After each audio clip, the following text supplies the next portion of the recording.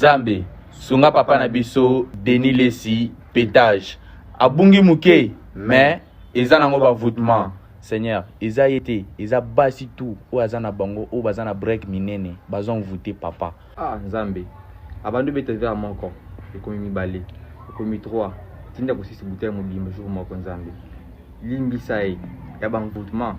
ya ba émission pe abungité anazima que cet esprit kimi Nzambe zon cet esprit attire vie oyo papa tika déjà kopla ki collègue totika ton voûta père tuki ko tubela mais Nzambe limbisa papa na biso Denis Lesi pétage atika break atika basi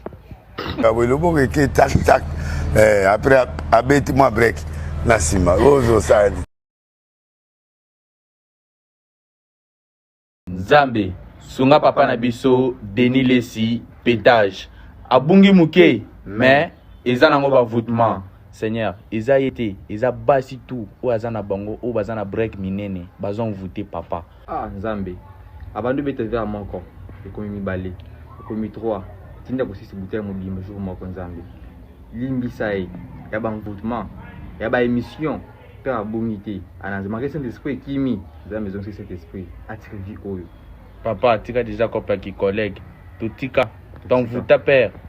tuki ko tubela mais Nzambe limbisa papa na biso Denis Lesi pétage atika break atika basi le bon que tac tac